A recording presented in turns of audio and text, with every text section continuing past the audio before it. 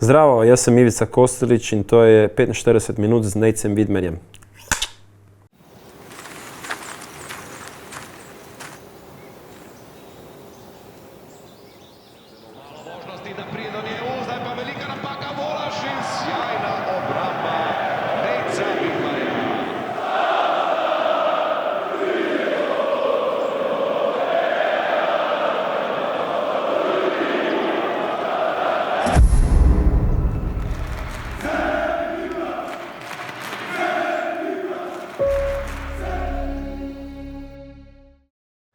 Pozdravljen Ivica, nahajava se v lepem ambientu hotela Kempinskega tukaj v Portorožu. Morje, ko rečem morje, verjetno ti zaigra srce. Ja, sigurno.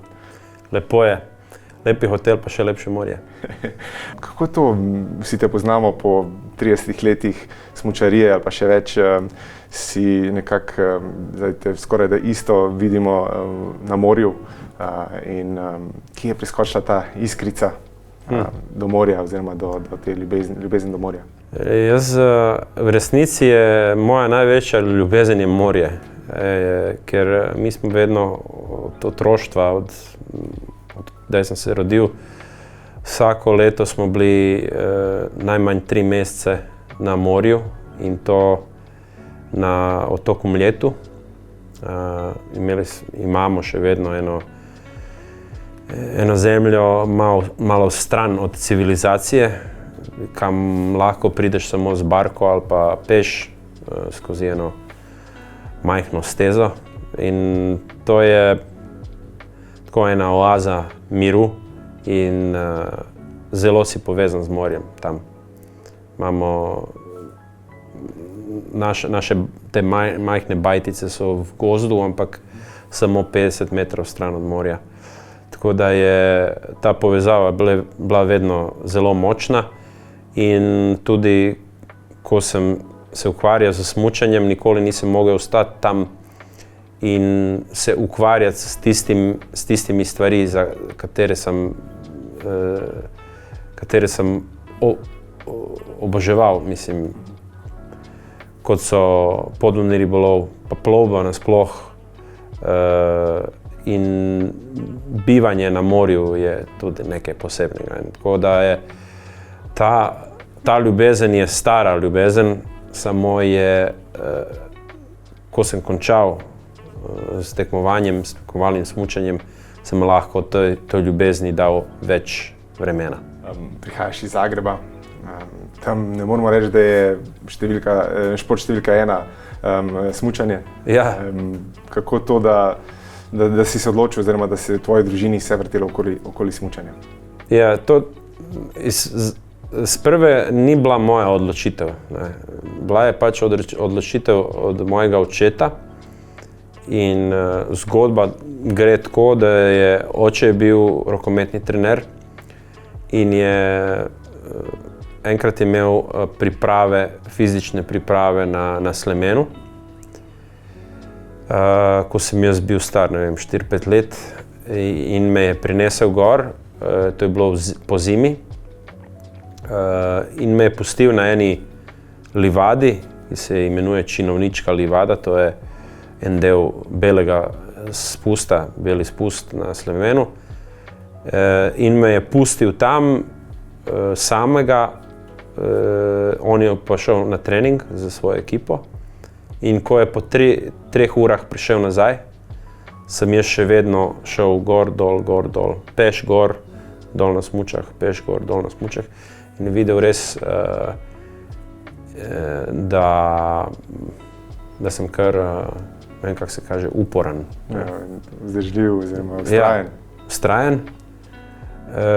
In druga stvar, on je bil pač sam zelo disappointed, razočaran z rokometom kot športom in je rekel, moji otroki bojo se ukvarjali z športom, v katerem ni sodnika in ni klubske politike.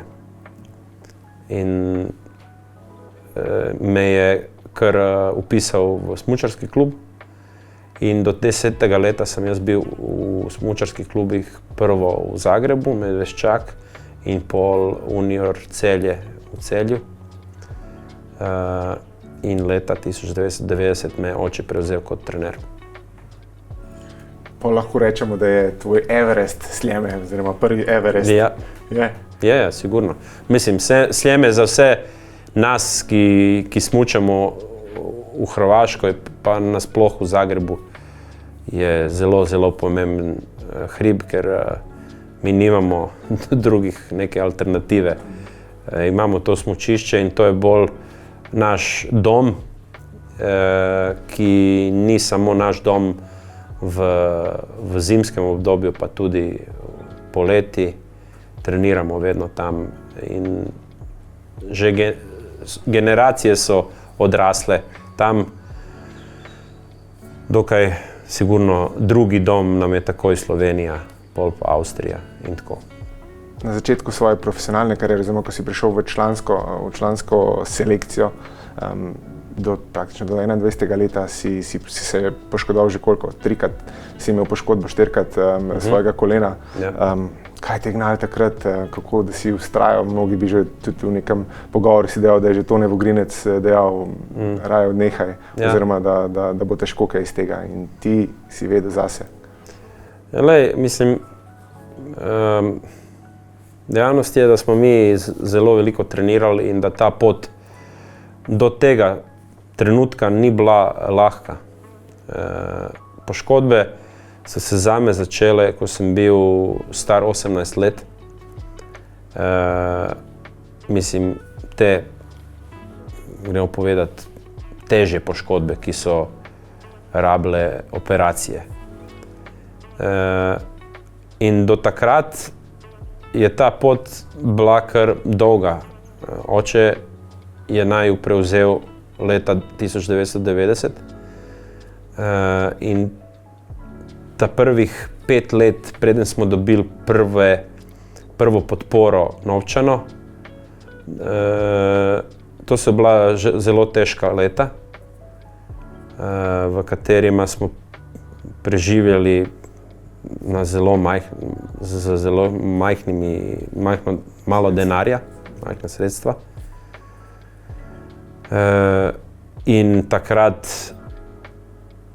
smo morali improvizirati na način, da smo spali v gozdovih in da smo tudi trenirali brez žičnice veliko in tako. Financirali smo se pa od tiste plače, ki jo imel oče v smučarskem klubu in z podvodnim ribolovom. Tako da trenirali smo zelo trdo, veliko smo trenirali. In vse to tisto, kaj smo naredili v tih letih, mi je dalo veliko snage, da izdržim, ko je začelo biti težko, ne? Ko so prišle težke poškodbe. V tistih letih do 15. 16. leta, pa še naprej 17. smo res trenirali zelo veliko. Za neko primerjavo, mi imamo danes te številke tudi v dnevniku od mojega očeta in lahko primerjamo to z treningom, ki so ga opravljali drugi konkurenti, in ta trening je bil kar 2-krat, tudi 3-krat večji kot pri naši konkurenci. In vse to je meni dalo veliko snage, da grem naprej, ker sem vedel, da rezultat mora priti, ker nisem dal malo več, ampak sem dal kar veliko več kot ostali. In jaz trdo verjamem, da tisti, ki da več, ima pravo tudi dobiti več. In to niso bile majhne številke, to so bile kar velike številke, ki smo jih mi naredili. In pol, ko je prišla ta faza poškodb, jaz sem čakal. Mislim, moral sem preživeti, ne? In da pridem nazaj in da vzamem tisto, ki je moje. In vzel si. In prav je tako, ko si rekel, Janica, ne moramo mimo Janice, tvoje sestre, v čem sta si podobna, v čem sta si različna, kaj dela Janico, tako posebno, ona je prva prebila let, tudi na račun teh stvari, ki si jih zdaj naštel, ampak pa tudi to, kako so nagledali na vas pred temi uspehi in potem, kdaj je bilo tisti preskok, ko so na vas kot hrvaško reprezentanco začeli gledati malce drugače. Mislim, prvo je bilo, da vedno smo bili zraven, vedno smo bili na treningih, na tekmah, tekmovali smo veliko tudi v Sloveniji. Pa moj oče ni bil neznan v smučarskih krogih, ker je on tudi smučal, bil člen B reprezentance Jugoslavije v 60-ih letih in je imel nekoliko prijateljev iz smučanja. Tako da Tone Vogrinc, na en primer, Pol pa Dušan Javnik in drugi, ki so poznali očeta od takrat. Ne. Ampak večina in seveda tiste, ki je prevladalo mnenje takratno, ne, da Hrvati niso smučari in da nimajo tradicijo ali know-how, da bi naredili enega smučarja, tudi nimajo pogojev. Država se je razpadla, know-how je največjim delom ostal v Sloveniji. Mislim, zaradi tega, ki nismo bili isti kot ostali, sigurno je bilo to za ljude, ne vem, ali pa zanimivo, ampak bili so znatiželjni, ne znam, kako se to veli na slovenski. Curious, ne. In vedno več smo imeli spoštovanja, ker so zelo hitro prišli tudi dobri rezultati. Specialno pri Janici, ki je že v otroškem smučanju bila dominator in je zmagovala tudi na velikih tekmah, kot so Topolino, Pinokio in naprej, svetovna prvenstva za mlajše kategorije.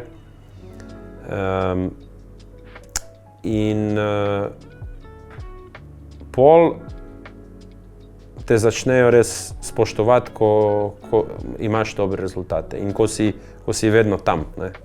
Vedno prideš na tekme in tako. Poznaš ljudi, marsikdaj tudi treniraš skupaj. Tako da smo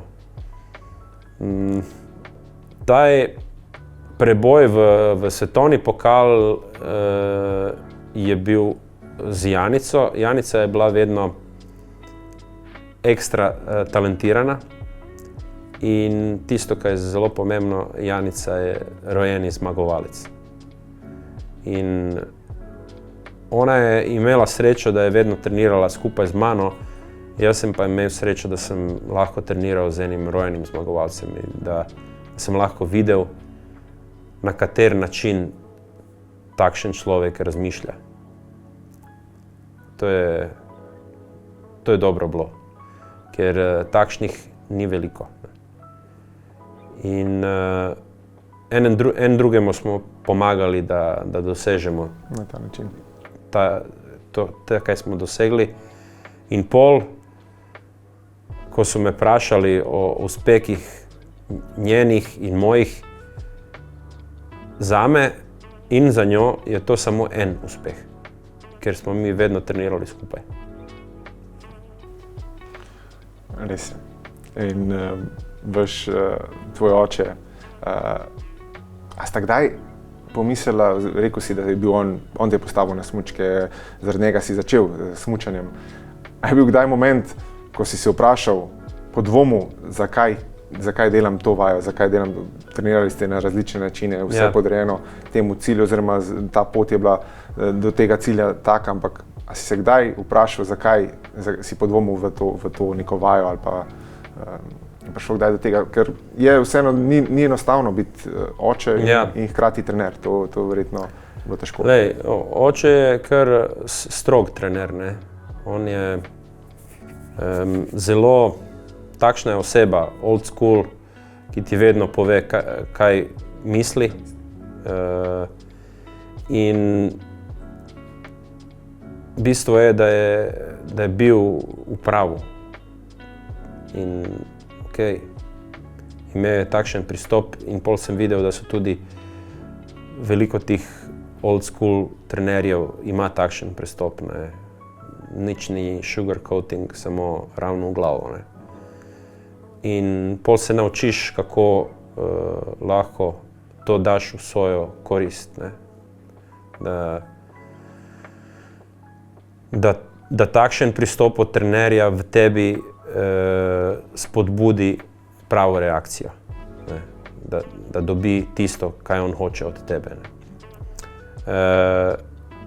Prvo, tisto, ki je mogoče najbolj pomembno, kaj sem naučil v mladih dnevih, je povezava dela in rezultata. In mi se je zdelo zelo logično, da tisti, ki več dela, da ima boljše rezultate. In to je tako ena filozofija, o kateri ni je treba veliko nekaj analizirati. Mislim, to je zelo enostavno. Tako da je kot otroku sem jaz zelo zgodaj začel razmišljati na ta način. In zame mislim, da je to najbolj pomembno. Drugo je sigurno, da ta pristop ni bil isti, kot je imela naša konkurenca, ampak tudi naši resursi niso bili isti. Jaz sem to tudi vedel. Zavedal sem se, da nimamo denarja, da ne moremo vedno spati v hotelu, da moramo pač denar dati v smučarsko karto in to je to. Rad bi spal v hotelu, to je sigurno. Pa bi tudi spali v hotelu, da smo imeli denarja. Ker nismo mi to delali zaradi tega, ker bi rad neki posebni Spartanci ali nekaj. To je bila takšna je bila potreba.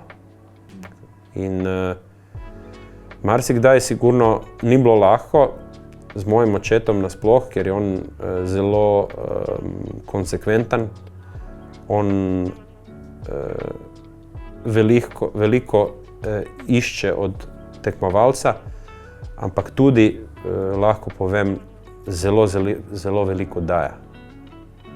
In ko vidiš v svojem trenerju, da se on zate žrtvuje, da on ekstra dela zate in da verjame v tebe, pol pa ti tudi verjameš v svojega trenerja. In jaz sem vedno zelo verjel v svojega očeta. Od kdaj sem bil majhen, od 10 let do zadnjega dneva. Jaz sem verjel v tisto, kaj smo mi ukvarjali, kaj smo mi delali. In siguren sem, da noben drugi človek ne bi imel tisto vlogo, katero je imel oče. To odločilno vlogo. In ko rečem disciplina, tudi ena izmed teh je bila spanje ob 9 uri. Ja. Še kdaj, zdaj, še ob 9 hodiš spat ali? Ne hodim sploh spat ob 9, ampak to je tako eno pravilo, ki je bilo mogoče malo čudno, ne? Ampak vidiš, kako je to zanimivo. Malo je ekstravagantno, da bi ti šel vsak dan spat ob 9, ampak če se vsak dan zbudiš ob 6 in rabiš tistih minimum 9-10 ur spanca, da bi lahko veliko treniral, pol je pa to zelo normalen zahtev, ne? Mislim, to ni nič posebenega. In je pač najin trening, ki je bil zelo volumenom velik, je rabil ta spanec. Mi smo rabili to. In seveda, mogoče to ni tako težko, da se obdrževati tega en teden, ne. ampak čez eno celo sezono, pa še spet naslednjo sezono, pa 10 sezon, pa 20 sezon, to je težko. Ne? To je težko, ampak je zelo pomembno. Tudi zaradi teh stvari na koncu se vse poplača, ko pogledaš, bil si svetovni prvak leta 2003, 2011 osvojil veliki kristalni globus, 5 malih globusov. A ti je kakšna stvar, da ti je mogoče izstopa v tem, pa ne v pogledu, da ti kjera več pomeni, ampak kjera je bila tista mogoče odločilna, ali pa to samo ena zmaga, ena vožnja? Se kaj spomniš, kaj bi lahko izpostavil na tej poti tvoji? Mislim, zelo pomembna je bila zmaga tista v Aspenu, ta prva zmaga v svetovnem pokalu za številko 64, ko sem bil totalni outsider. Takrat so vse stvari prišle na svoje mesto, ker ta se je zmaga zgodila po 3 leti non-stop poškodbe. Ena poškodba januar 98, takoj operacija, naslednja poškodba februar 99, takoj operacija, naslednja poškodba november 99, 2 operaciji in pol januar 2001. In to je bila že od 1998 do 2001 je bila že 3. operacija križne vezi v 3 leta. In po vse skupaj, ko se to vzame v tista 3 leta, od 36 mesecev sem jaz bil 26 mesecev na rehabilitaciji. In to je bilo res najtežje obdobje moje. Ampak po tistem obdobju je prišla ta zmaga. In specialno po ta zadnji, 3. poškodbi križne vezi, januar 2001, prišlo je, mislim, zdaj, jaz takrat še nisem spoznal nekogar, ki bi po 3. operaciji križne vezi prišel nazaj. In so se tu dogajale druge stvari, zelo pomembne, namreč carving revolucija je prišla leta 99, 2000, 2001. Tehnika smučanja se je spremenila. Jaz pa v bolnišnici, kaj bo zdaj? In to so bili časi, ki, veš, to be or not to be. In pol sem se odločil, to v januaru 2001 ni bilo izhoda. Ne.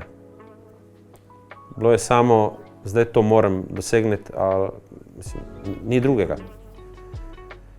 In tistih mesecev od januara 2001 do novembra 2001, ko sem zmagal v Aspenu, prvič v svetovnem pokalu, tih 10 mesecev, to so bili brutalno intenzivni meseci, ki sem dosegel eno takšno razino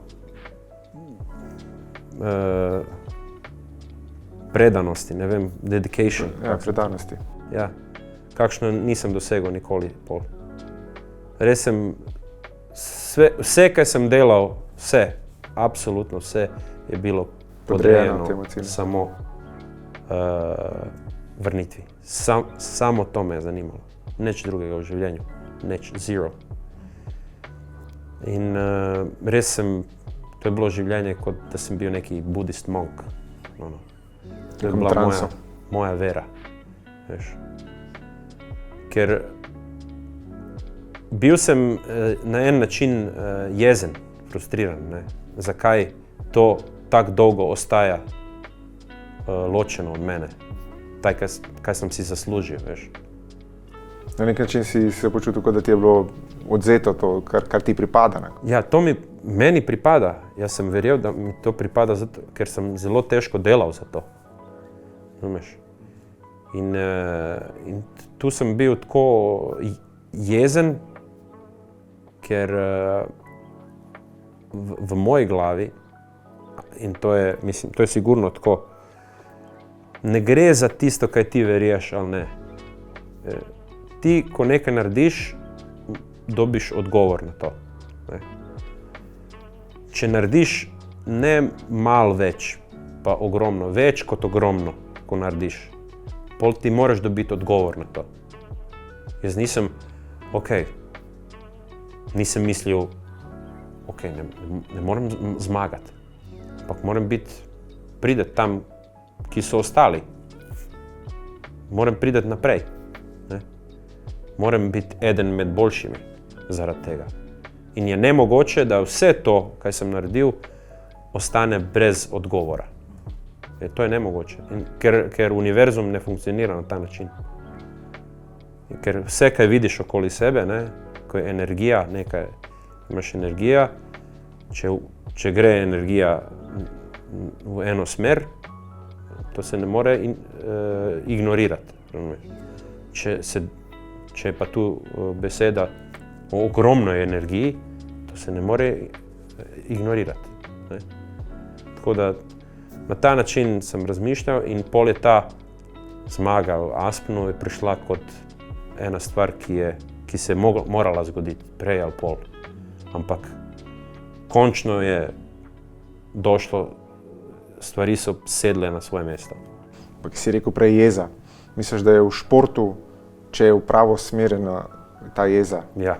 More biti? Sigurno. Ja. Moj oče je rekel, borba je za jezne. Borba je za tiste, ki so poškodovani. Ki so nepoškodovani, ki so, ko jim je vzeto nekaj, ko so oštećeni. Ja, oškodovani za nekaj. Ja. On je lep jedan tekst napisal v svojem dnevniku o tome in tako, če bi ga poskusil parafrazirati, to je, da borba nije za mirne. Ne? Borba je za tiste, ki so besni.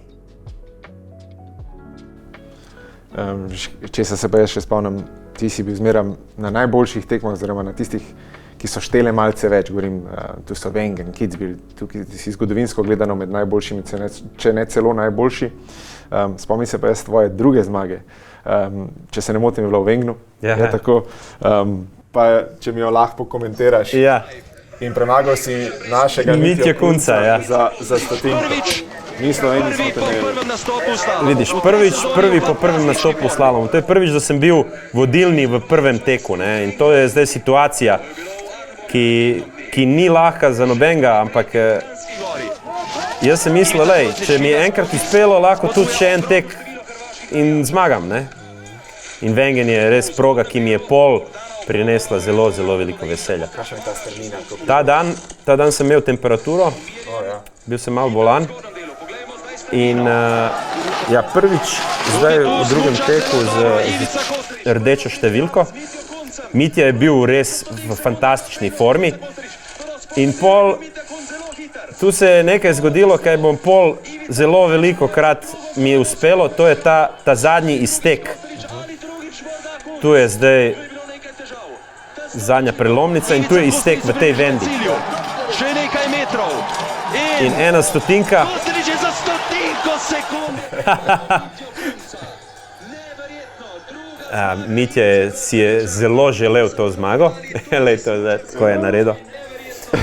Ampak je v tem, ta zadnjem izteku, to je, na tej progi so izteki zelo, zelo pomembni. In izteki so na en način vedno bili moj forte v smučanju. Vsak ima en forte, vsak smučar. Moje je bila iztek in v tej vendi, ki je bila dolga venda, jaz sem bil malo za Mitjo v tem trenutku na zadnji prelomnici. In v tej vendi, 3 vratca pred ciljem, smo se poravnali in je bila ena zanimiva lekcija. Ne? Mitja je pač z 2 rokami je šel naprej skozi celico. Z eno si pa daljši. Jaz sem pa z eno pa dobiš ramensko os tudi Malce daljšo. dolžino. Lej, to so bili, takrat se o tem ni razmišljalo, ampak v prihodnosti bodo vsi šli z eno roko naprej, da dobijo to dolžino ramenske osi. Ampak jaz nisem sploh razmišljal o temu, ne? Ampak takrat se je videlo, da je razlika je res bila od lakta do tu, do šake. Nič, to je ta 1/100, pol metra. Kakšen si imel odnos z Slovenci? Verjetno imaš še veliko prijateljev, tudi sedaj, ko potuješ na te odprave, veliko Slovencev je tudi tukaj zraven. Lej, mislim, ne vem, če imam, ampak sigurno imam isto število prijateljev v Sloveniji kot v Hrvaški. Ker moja življenjska pot me je vodila čez Slovenijo. Zelo veliko prijateljev imam v Sloveniji in tudi zelo veliko časa smo bili v Sloveniji. Mi smo, naša baza okoli letih 93, 94, 95 je bila pozim v pansionu Vitranc v Podkornu, zato ker je oče poznal enega človeka, ki mu je ime bilo Rudi Kopina, in Rudi je bil lastnik tega pansiona Vitranc. In Rudi in oče so bili stari prijatelji, ko je oče še dirkal v Kranjski Gori, so se spoznali. Rudi je bil en med tistimi majhne število ljudi, ki so nami pomagali. Ne? In zato je za nas so takšni ljudi, mi pravimo, ostali v zlatih slovih zapisani na naši poti. V zlatih črkah, ker na nek način ne vem zakaj, ampak tudi ni pomembno zakaj, oni so nama pomagali. Mi smo spali v pensionu Vitranc za zelo majhen denar, praktično skoraj brezplačno. Ne? In to je bilo lep dom, vedno je bilo toplo. To je stara hiža, tista v centru Podkorna, ne? Še vedno stoji in še vedno je pension in restoran, vedno se je zelo dobro jelo pri Rudiju. Tako da tam je bila naša baza in pol smo smučali Kranjsko Goro, Drajlender, Tromeja, ne? Pa tudi Meltal. In vsak dan smo bili tam.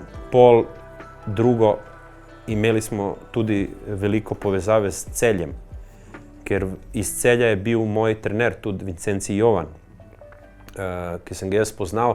Takrat, ko sem šel 4. razred osnovne šole v Celje, je oče bil tam rokometni trener, jaz sem pa sigurno zaresno sem se začel dirkati, tekmovati takrat, ko sem bil član Uniora Celje.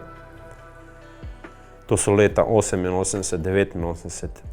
Moj takrat trener, Vincenci Jovan, Jano Cesar, to so moji prvi pravi trenerji v smučanju. In pol, zanimivo, ne, leta 2001,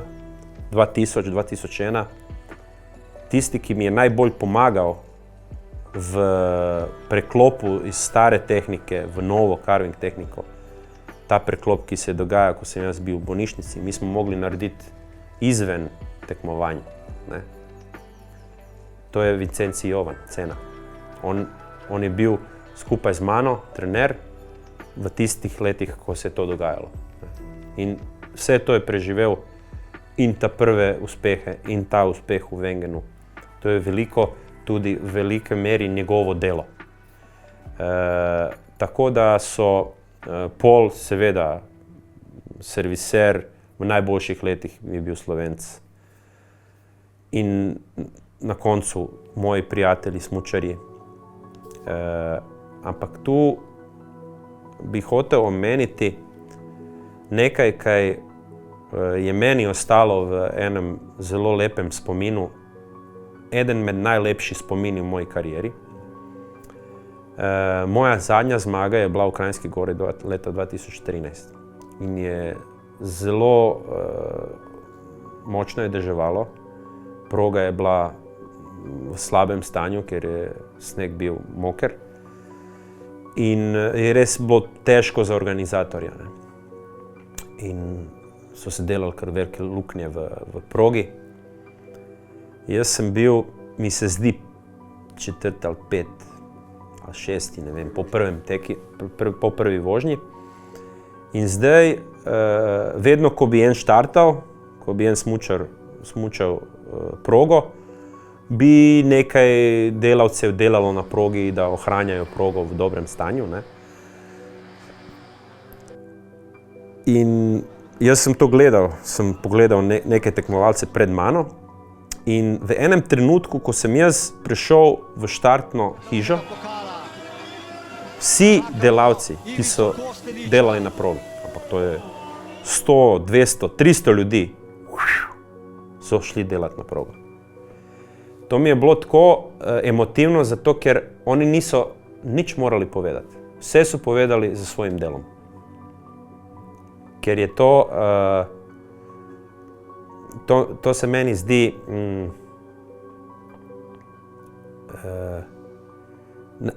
najiskrenija podpora. Puno je iskrenija, s tem so pokazali, kaj oni misle o meni, ne. Ja, in Slovenci smo te imeli izredno radi.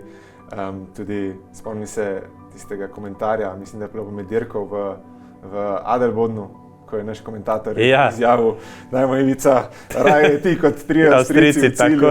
Tako da je res si nam veliko. Danes sem se srečal z Urbanom v Ljubljani. Smo se tudi danes nekaj pogovarjali, pa sem se tega spomnil, ker to je legendarna izjava tudi v Hrvaški, veš. Ja.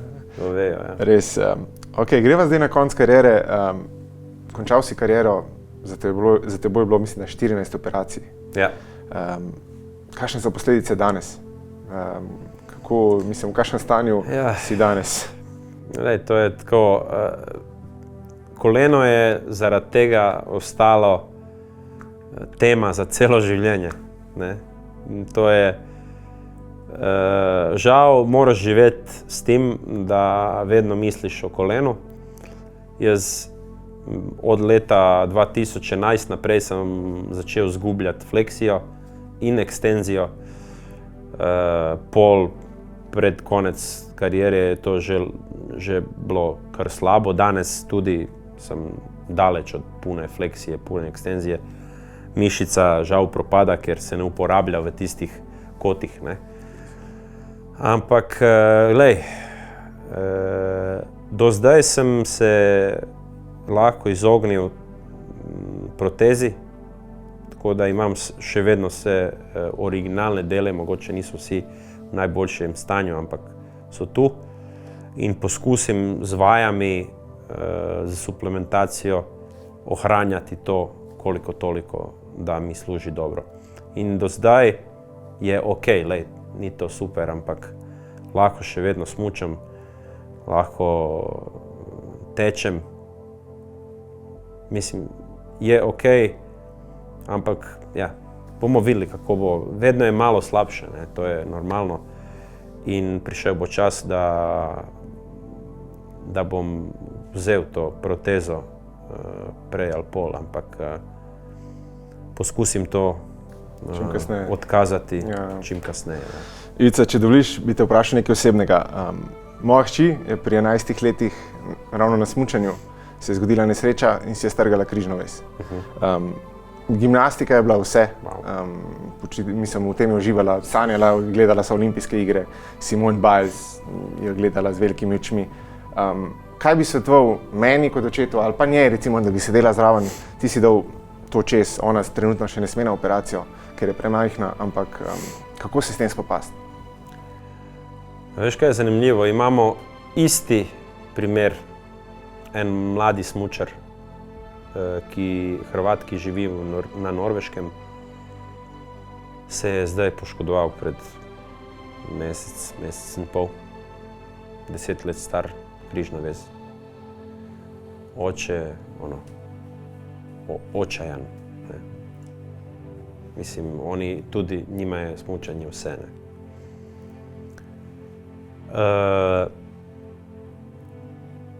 Moj nasvet njemu je bilo, morate najti pot.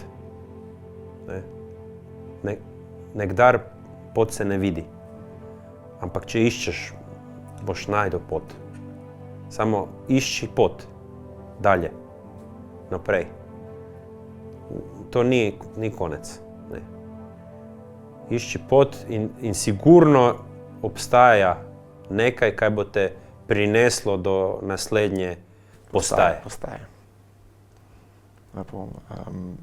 Zdaj, ko rečem svoboda, freedom se imenuje tudi tvoj film, ko raziskuješ na smučeh svet. Kaj zate predstavlja beseda svoboda?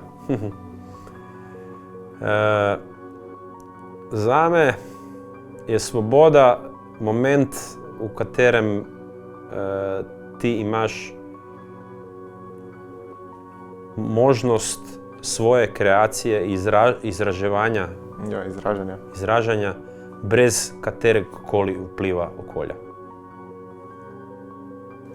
Perfekt. Kratko in jedrnato. Kaj pa še tole po karieri? Kaj misliš, da športnika loči? Kaj je tista prednost športnika, ko konča kariero, recimo, ko začne neko novo pot? Kje so tle prednosti teh športnikov?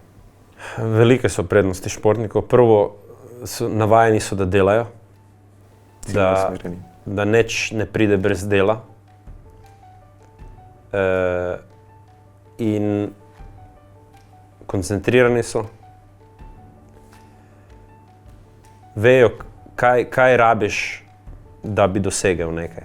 Oni to že vejo in so vse življenje so vsak dan to poskusili. Dobro so utrenirani v temu in mislim, zato je zelo dobro športniki tisto, kaj naučijo v športu in zakaj je šport pomemben za mlade ljudi, je ta povezava med delom in rezultati in kaj rabimo za rezultate. Ne?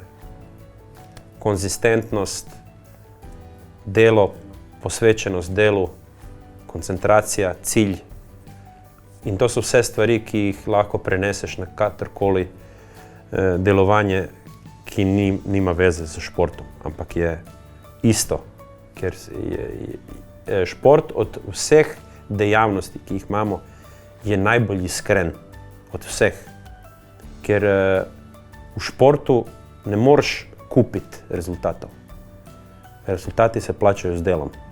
In vsaki rezultat, ki je vreden v življenju, se plača z delom oziroma s časom. Zato je čas zelo toliko pomemben. To možno ni važno v tem vprašanju, ampak je pomembno, da športniki znajo vrednost časa in dela, ker v športu se čas in delo ne morejo kupiti. Res je. Povej mi še to, neskončno poti si že prešel od Aljaske do prečko si Atlantik. Kakšni so naslednji načrti? Imaš jih že v glavi? Vemo, tudi ta kapa, vemo, kako se je zadnja ekspedicija končala, ampak imaš tudi potem še vedno naprej plane? Ja, plani vedno so plani, samo zdaj ni lahko. Jaz nisem v lahki situaciji. Jaz sem človek, ki je prišel z enega družinskega okolja in družina je zame numero uno. In seveda takšne aktivnosti, s kakšnimi se jaz ukvarjam, so polne tudi tveganja. In se čutiš odgovornega tudi seveda čutiš se odgovornega tudi do svoje družine. Za družino. Ne? In tako da ta situacija je malo kontradiktorna, ne? Ampak tisto, kaj počnem, me zelo veseli. In res se čutim zelo dobro v takšnih projektih. In tako da na en način, ko sem z družino, mi manjka taj adrenalin, ko sem tam v adrenalinu, mi manjka Si družina. razpet. Na en način si razpet, ampak na en način tudi je to lepo življenje, ker je polno. Ne. Jadraš malo, če se lahko izrazim. Ja. In tako da od planih v tem trenutku imam novi jadralski projekt v klasi Figaro. Barka pride zdaj v juniju v Hrvaško. Pol je treba dobro trenirati na barki, da spoznam barko dobro. Na koncu leta bom odjadral nekaj regat tu v Jadranu, malo za trening. Pol pa naslednjo leto verjetno Mediteran in Atlantik, ki je v planu leta 2027 spet dirkati čez Atlantik. Planov ti ne zmanjka, torej, veš kaj me pa še mene zanima, tvoje poslanstvo. Kaj bi rad kot oče predal svojim bližnjim, svojim otrokom? Če pogledaš, ti si odraščal niste imeli praktično ničesar, kot si govorimo v smislu treninga. Ja. Nič vam ni bilo dano, vse ste mogli vzeti, zboriti se za to. Tvojim otrokom ne manjka to, kako zdaj to vzbuditi v njih, oziroma kaj bi jim rad ti predal naprej kot oče? Rad bi jim predal to, da vejo, da so rezultati povezani z delom, da ne moreš iti okoli, moraš iti po isti takšni stezi kot tisti, ki so mogoče reveži ali pa nimajo denarja. Čim več oni so tudi v mali prednosti nad tabo. Da moraš vedeti, da je delo, da mora biti trdo, da delo ni vedno zabava, da je pomembno, da si srečen tudi v trdem delu. Če si srečen, da trdo delaš in če objameš to delo kot svoje življenje, onda imaš tudi večje šanse, da narediš rezultate. Lepo, v tej priliki bi se ti zahvalil, da si se odzval na moje vabilo. Res si dokaz, da včasih življenje prekriža načrte, strga, v tvojem primeru nažalost vezi, ampak ti si s tem delom, ki si ga omenil, to nekako zakrpal, prišel do vseh teh uspehov in pa ne sam cilj oziroma te uspehi, predvsem ta tvoja pot do tam je res fascinantna in res se lahko ljudje marsikaj naučijo in res sem vesel, da si lahko to delil z menoj. Hvala. Hvala. Super, hvala. Hvala, Ivica.